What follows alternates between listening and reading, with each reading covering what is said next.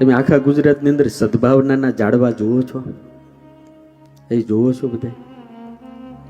તમને ક્યારે એમ થાય કે લાલો આપણા નામના 5 ઝાડવા વાવી? એ થાય જ કોઈ દર તમને? કોઈ તમને પૂછું, રૂપિયા વાળાઓ એ માણા હાવ ગરીબ છે. હમણાં હું રાજકોટ કથા કરીને રોજ મારે હારે બે હતા. એનું નામ વિજય છે.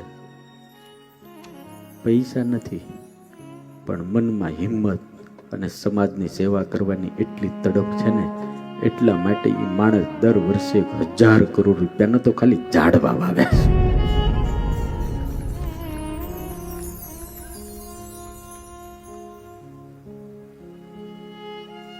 અને 10 કરોડ ઝાડવા વાવીને મોટા કરવાનો સંકલ્પ કર્યો. કેટલા કેટલા 80 લાખ તો ઝાડવા વાવીને એને મોટા કરી દીધા. રાજભાઈ એનું નેટવર્ક જુઓ ને, આપણને સલામ કરવાનું મન થાય.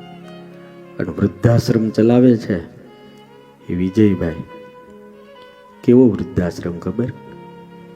જે મા બાપ ઊભા ન થઈ શકતા હોય, પેશાબની નળી નાખી હોય, ભાતની નળી નાખી હોય,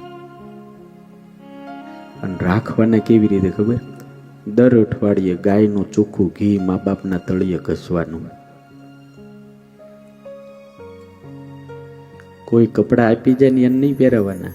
એ કે હું મારા મમ્મી પપ્પાને જૂનું ન પહેરાવું, તો બધા જ મારા મા બાપ છે, આને મારે જૂનું કપડું પહેરાવાય જ નહીં, નવા જ કપડા પહેરાવાના.